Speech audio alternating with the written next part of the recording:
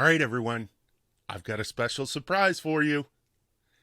Just sit back, relax, and enjoy.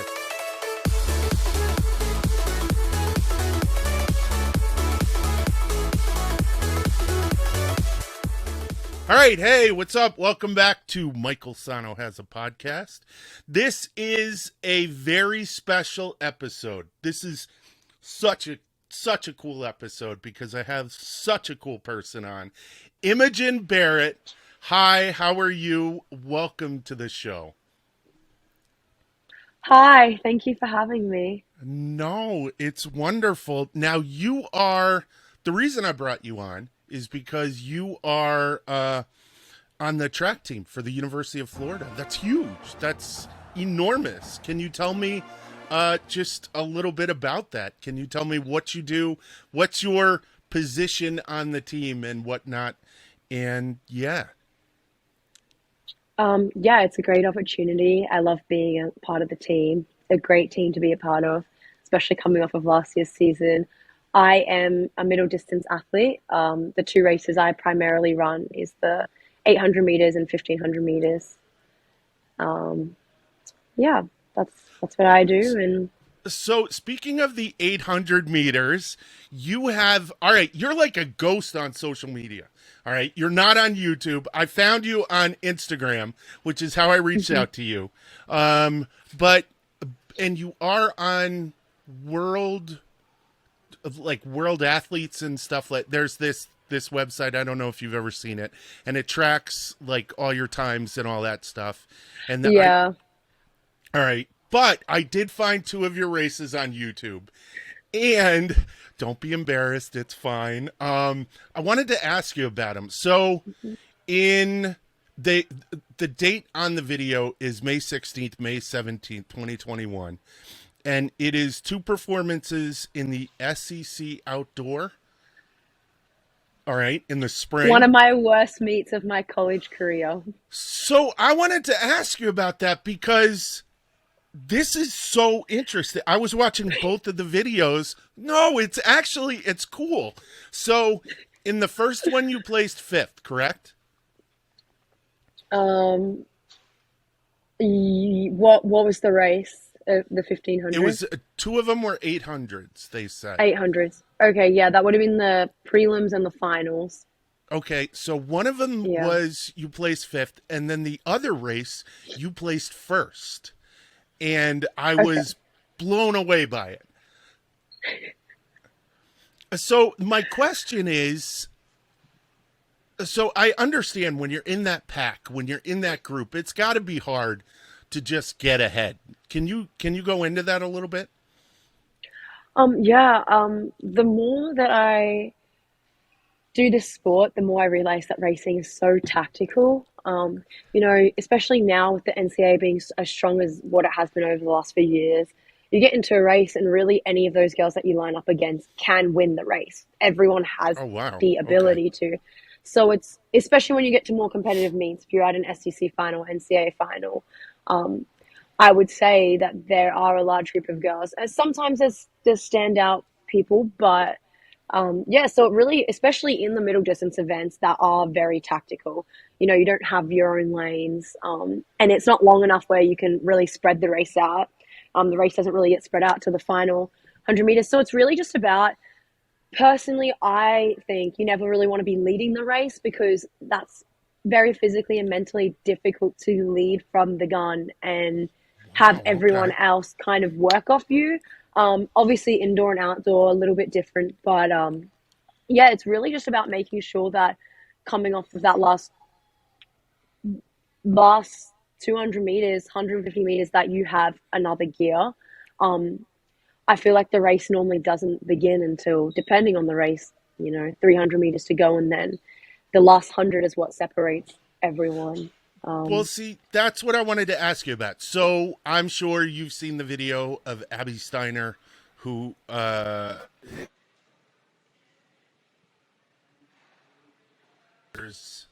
well, in the race that you ran in 2021, when you came in first, you did the same exact thing. You came around that turn and you were just putting on the gas. So what's in your head when that happens?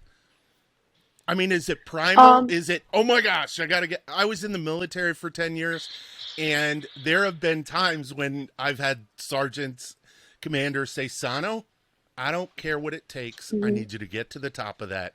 All right, no problem. I'll do it. And you figure out a way. Is it like that? Or, like you said, is there a thought process that goes into it? I think that every athlete's different. For me, I do think it is a little bit primal. Obviously, going into a race, you talk with your coach, you think about it, you have a plan, you kind of know, you know the other people you're racing against, you kind of can somewhat figure out how the race is going to go, know what you need to do. But every race is different. You know, sometimes you get into a race and you have a gear that you didn't expect to have, or sometimes you think you're going to have a gear and you just don't. So you really got to be able to adapt in the moment. But that's where it does kind of become instinct. For me, racing is a lot. Depending on the race, and what plan me and my coach have, like sometimes there will be a tactical plan that I will follow, but you've got to be willing to be able to adjust that to what, you know, anyone else can do anything at any other time, or the race could play out differently than what you'd expect. So you do need to be able to go in and be So there able is a to just cognitive work in the aspect. moment. There's this cognitive physiological connection between the two where you're not just operating, Mm. like I said, in this primal vacuum. You've got to be attentive, aware, and go, oh crap, I got to do this now.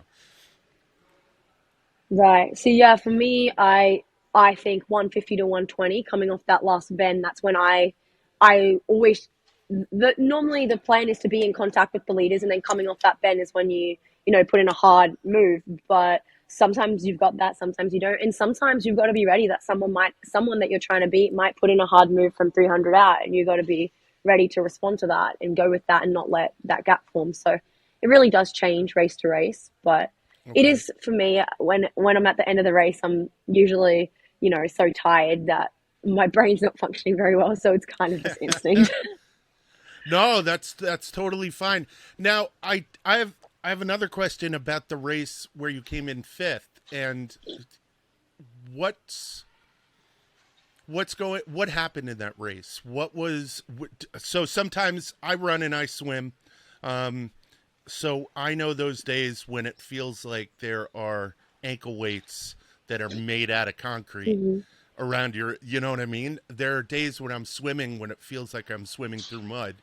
And I ate well the night before. I ate well. I had the snack, the banana and the granola bar to get that extra glucose. I've done everything right, but it just Hmm. does not work out. Is that what happened in that race? Does that happen to you? Or at you are you at a level now where you can combat that. You can overcome stuff like that. Yeah, it's interesting. It's something that I think happens to every athlete, especially in this sport. You can do the longer, I mean, I realize you can do everything perfect and you can still have a bad day, or you could have everything possible go wrong in the lead up to a race and have the race of your life. I have tried to figure out if there's like a method for this, but it's really just the way I like to think it is like everyone gets their moment in this sport. Some days are your days and some days aren't. It's like I train 7 days a week, 6 days a week, and not all six of those days, seven of those days are going to be perfect. Sometimes I'm 100%, sometimes I'm not. It's just like racing. Some days it's going to click. And when it does click and you're in the right race, it's an awesome feeling. And that's, you know, what I think a lot of athletes, you know, constantly striving for. But you've got to have those days where you don't know why, but something just went wrong. Because that's what keeps it interesting. That's the, you know, you've got a Yes. good feeling to chase. If everything always went perfect, I think we get a little bored of the sport. And I think there is something special about every athlete. Like being on a team, I always try to remind my teammates of this when they're having a bad day. It's like it is really special that everyone gets their moment, and it can't always be your moment or your race. Someone else's turn, and that's just how it goes. But yeah, I like it, and I don't really let those days get to me that much. I think of them as good lessons or experiences. There's something to learn from every race, and it just keeps me hungry. And I know that one day doesn't define work. There's been so many times in my career that I've had the worst race in my life, and 2 weeks later I have the best race in my life. So Well, it's funny you say stay hungry because you have this one picture on your Instagram. You guys are standing on the starting line. Everyone's getting ready, and you're just standing there like this. You're like, "All right, let's get going. Let's get this thing off." So it's you've got it. So I have my questions now. Look at how prepared I am. And you've I'll love got to them see it. too. Are you cool with all these questions? Everything's fine? Yeah, yeah, I briefly read over them. I think I can answer. I think I've got answers for them. We'll Awesome. see. So the first one is when did you start running and or playing sports? Is are you just a runner or do you do other things? And when did you start doing Um, those things? it's actually funny. I was a very unathletic child. My siblings were very athletically gifted, and I was just kind of the shy, nerdy kid. But anyone that knows me just wouldn't think that at all. But yeah, so I didn't really. I always did the school carnivals, whatnot. I didn't play any other sports. Hmm. And then when I was about 15, 16, I started to, for whatever reason, get into actually training for track. And as soon as I started training, I noticed my progression was quite fast as opposed to my siblings that had been doing it for a long time. I started beating them, which was good because I always got made fun of for being the unathletic sibling. And then I kind of just from there, I started making teams and I started to kind of get in this, like, I got hooked on, the idea that the harder I work, I can achieve more. I get better if I like that what you put in is what you get out, is what I'm trying to say. And then yeah, it kind of went from there. And then I realized I didn't know about college or anything. I realized that I had that opportunity, and so I kind of just started going to a training group back home and What's a racing and training group? making teams. And What then um, what is a so like sport what's is a kind of training group? structured different. That was going to be the Sport. second question. So yeah. Okay, well, yeah, I'll touch on that now. Sports structured very differently in Australia. We don't really have the programs in schools or colleges such as you guys do in the United States. If you want to do a sport, you've kind of got to do it at an independent club with like a private coach, and that's how that works. So I had a coach that had her own private group outside of school, um, and yeah, I trained with her and her group. So What that's was how her I did it. experience? So did she have experience what were the goals of going to this trainer? Was this a trainer who could get you into an international program or something like that, or get you into the Australian Olympic program? How does that all happen in Australia? Well, I feel like it was actually very interesting because for me, I got into the sport without any motive, any ulterior motive. I wasn't thinking about making teams. I wasn't thinking about getting a scholarship to the States. I didn't know any of this even existed. I just went because it started to You like to become run. when I You started like to running. run. Yeah, it became an outlet for me and I got into it. I I hate saying that. I don't know if I like to run. Don't It's a hate to love-hate say that. relationship. That's awesome. That's so love beautiful. a love-hate relationship. But yeah, so I kind of just got into it, and even myself and my training partners at the time and coach was just kind of like, why does she just keep showing up? Because I sucked. When I started, I sucked. I was so bad. I was getting beaten by I was getting beaten by kids 10 years younger than me, by their mums. Every single person that ran there Oh. was beating me. But I just kept going, and everyone's like, what? Like, what's this girl doing? Like, why does she even show up? But it paid off, I guess. I just I don't know. But yeah, so I didn't really know about those things, and I Mhm. wasn't really too serious about it. I was just kind of doing it. And then when I did find out about college, I kind of put my head down for a little bit and started to train harder so that I could, reach whatever I had to reach to get over here in a comfortable way. So that's actually one of my questions. Were you on a track to go to college in Australia and then shifted, or did you start on the track young enough with running that you could focus on, you know what, if I really want to do this and I really want to go to a good school, maybe I should try to get a scholarship or something like that? Yeah. College was never on the cards for me. I didn't even know what it was, like the NCAA. When I finished high school, I had not run a time anywhere close to getting over here. Wow. So we are on a different school schedule. I finished in December of 2017. And I had been getting messages from colleges, but not good colleges and D2 and D3 schools and, different things. So and I really wanted, I wasn't going to come over here if it wasn't somewhere good. And then I kind of knew that this was an opportunity. And if I just got a little bit better, I could go. I really wanted to go to school in Florida or California. That was the dream. I wanted to go to California or Florida. And I wanted to go to a big school. I didn't want to go to a small school. So I knew that I had to run sometimes. And I had about 3 months left of my season. So I finished school. I went away to this falls training. It's at altitude. It's altitude in Australia. Okay. Just started running a ton more than what I was and got in some races. And I just knew going to those races, like I have to run fast. And in the time from when I graduated from high school, I was enrolled to go to university in Australia. Oh, all right. But I Yeah, really that wanted was to my get out. question. Yeah, so I was enrolled. That was the plan. But then when I knew there was an opportunity to move overseas, I really wanted to move overseas and get out of my hometown and move on to something else. So even though I was enrolled in university, I was still contemplating a gap year or something. I wanted to do something different. And then when this kind of came up, I was like, okay, let's do this. So yeah, then I had a few races in about March, April that kind of like secured the bag. And that's when I took my visits after my last race of the season. And I visited Florida, Wake Forest, and Oklahoma. And Florida stood out so much to me. And I'm Go so glad I Gators, came of here. course. Go Um, Gators, go Gators. so yeah, it's like a cult, right? So when I started Yeah. the masters program, all the emails, all the presentations, everything would be like, okay, thank you for coming, go Gators, and I will see you guys tomorrow. And but it's so subtle the way it's in there now.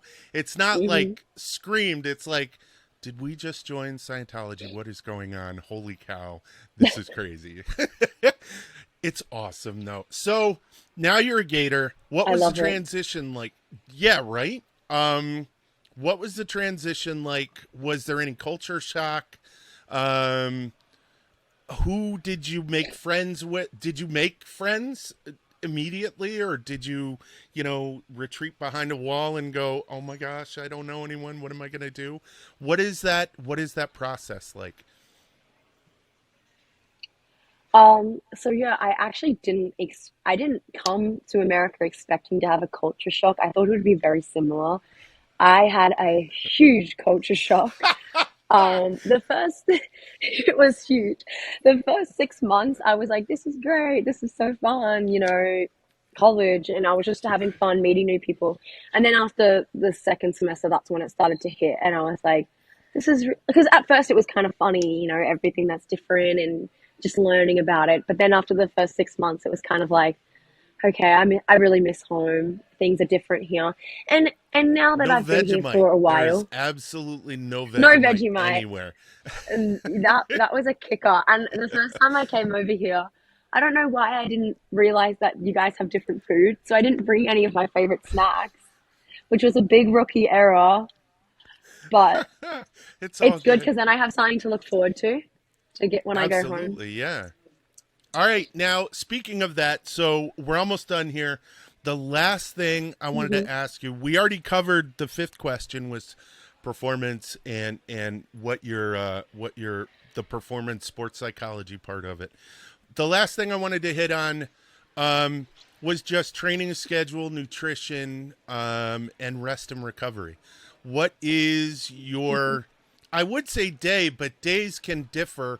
What's your week like? Yeah, so my average training week varies a lot depending on the time of the year. The fall is more of an off-season time for me, and then the spring is track season. Um, I'm normally I normally have like I'm exercising 6 to 7 days a week.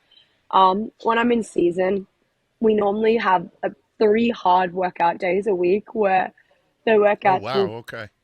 somewhat mimic race pace things or race things, and then the other days in between that are aerobic days that you're still working and able to get a workout in, but your body's able to recover for the workout. So it might be an easy run where I go for a run, but I'm not doing anything close to what I'd race at, if that makes sense. So Or some days I'm in the on pool on the those bike.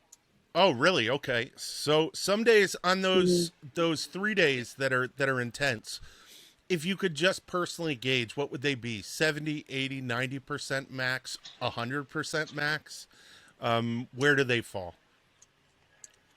So those Some three days, intense right in days. track season, yeah, when we're doing the bulk of our training, I mean, most those 3 days out, whatever I'm doing at 100%. Oh wow. Obviously, Holy if you've got cow. multiple reps to run or multiple things to run, but when I finish the session, I've left everything on the track or I've got my hardest, unless, of course, like coach might have a specific purpose of the workout, which might be to run it a certain way to mimic something of a race or to do it at a certain pace. And if we get given those, then I listen to what coach says. But if I'm just running, if I just have a workout and I'm running it, I'm running to make sure that by the end of that I've finished on empty.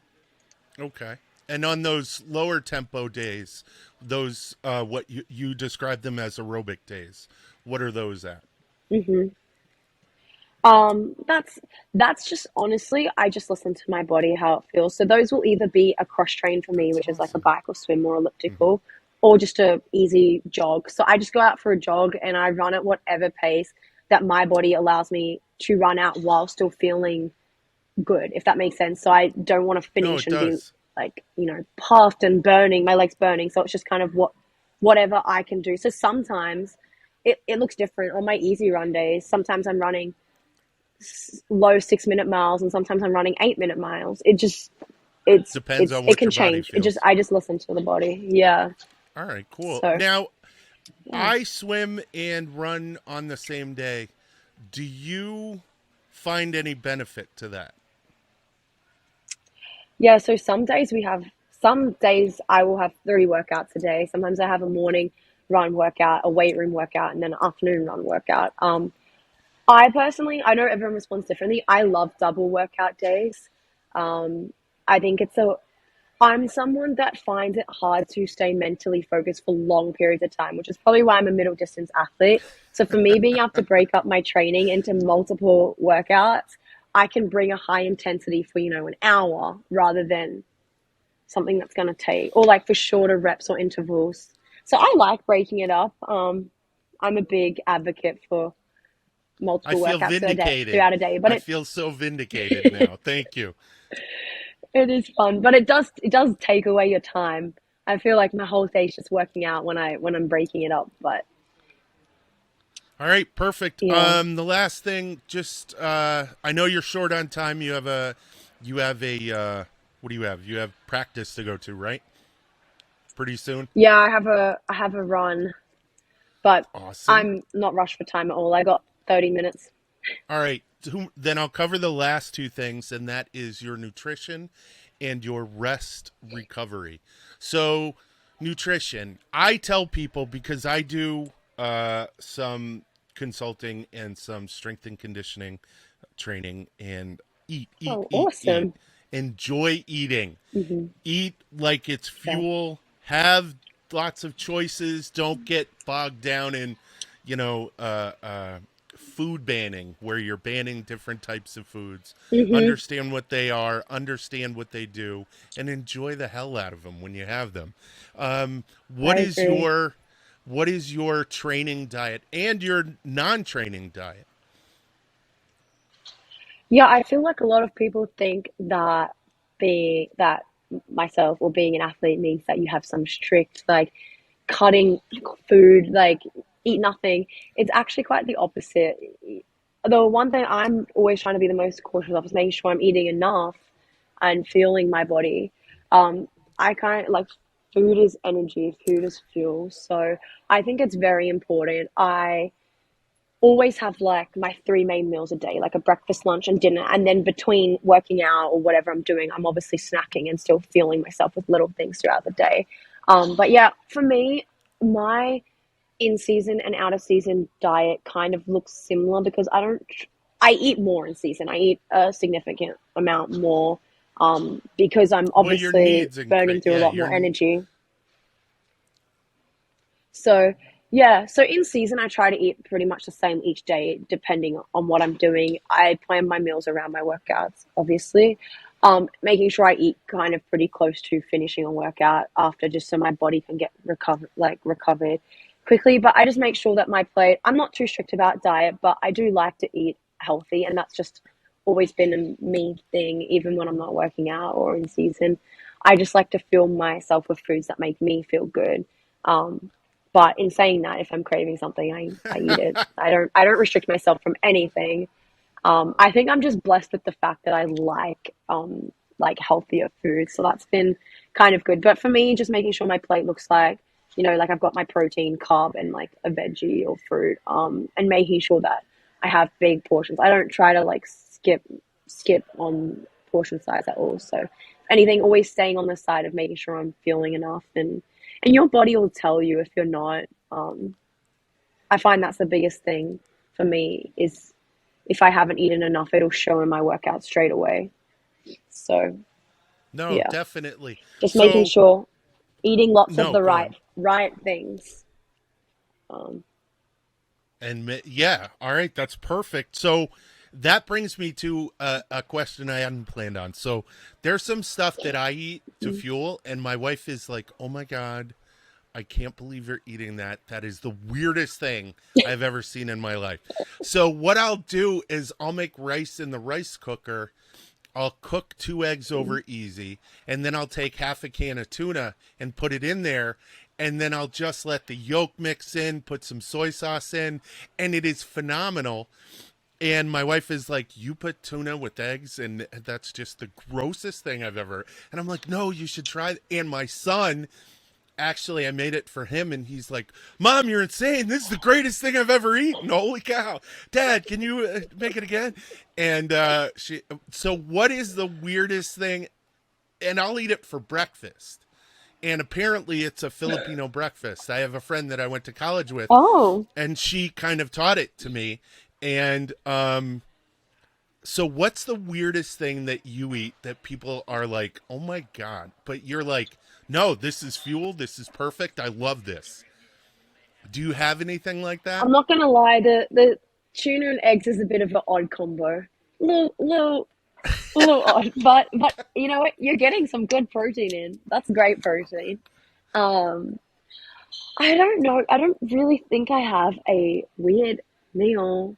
I mean, there's things like that people here don't like Vegemite at all, but I love No, Vegemite. not at all. Oh, I'm Uh, sure you do. I Most people in definitely went Australia through, do.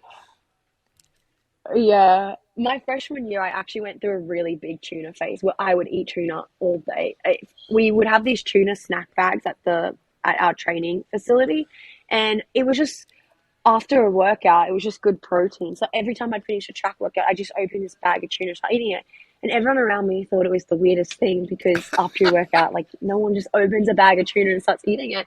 But we'd go from our workout to weight room, and I was like, I need something to like some protein. But No, absolutely. that was kind of a weird phase. I just eat the tuna like just straight out of the packet, but I would be eating multiple times a day. But I'm out of that now. So tuna's just an occasional thing. But I was like becoming a tuna. That just reminded me. But I don't think I have any weird combinations that I can think of That's off the okay. spot. That's okay. Um, Do you take yeah, any nothing. supplements? Do you take any like protein, creatine, any of that stuff? Um, I kind of just, unless I get a blood test and see that I'm low on a vitamin or supplement, then I'll start taking that. I'm actually really bad at taking stuff consistently. I always think I want to take my vitamins and then I just forget. But I think that, like, since I do try to eat a lot of fresh, balanced foods, I think I'm someone who does get a lot of my nutrients through food because of my what I enjoy eating, Well, but that's I do a take like a multivitamin. Yeah, according to our program, the Applied Physiology and Kinesiology program, um, and general health guidelines, you should be getting all of it from your diet, which is awesome that you're doing that. Good job. Way to go. Oh yeah, I Um, love to hear that. yeah. Now, the last thing is I think if rest. you're eating a lot of Yeah. fresh, Eating a lot of fresh what? if you're eating a lot of fresh foods, you should be getting. I find when like my diet's good, I'm not, having blood tests where I'm low in anything as per se. Now, you mentioned blood tests. Do you have them routinely? Is that part of the the program that you're in just to maintain health? Um, we don't have them routinely. I think we normally have one at the start of like every year or season. And then if you're starting to feel, if there's an athlete that's starting to just be fatigued in workouts for absolutely no reason, or you're just feel, you can tell, you're fatigued or things just aren't going the way they should be. We'll go get a blood test, just check in, make sure everything's, iron, No, that's whatever awesome. is That's really good. good.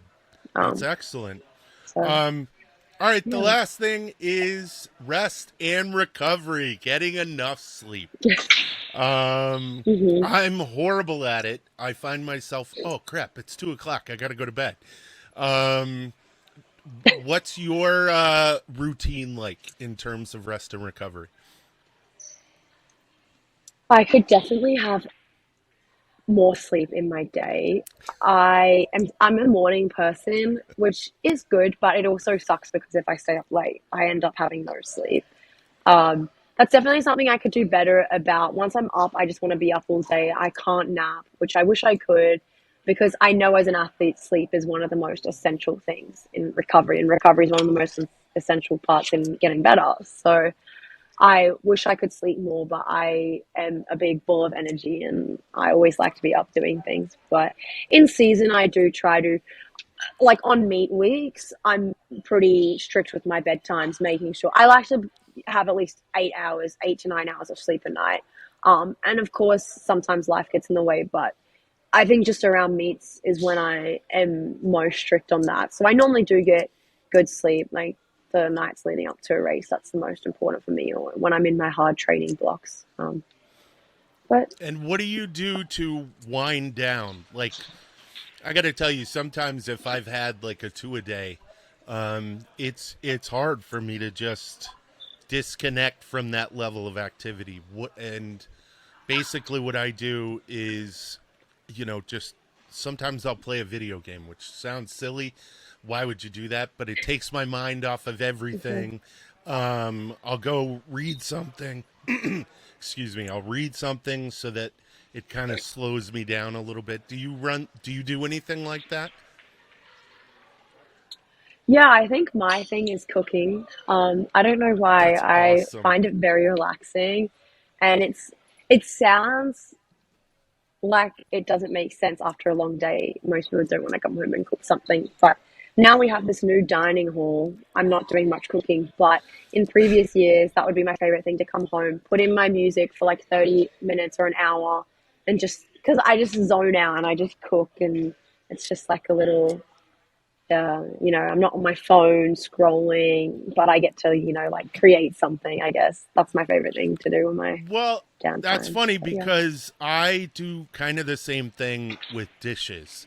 So my wife hates Oh, doing dishes. She is going to say, it's funny because people will say, "Oh, I can't believe you said that about your wife," and my wife will be, "No, I absolutely hate doing dishes."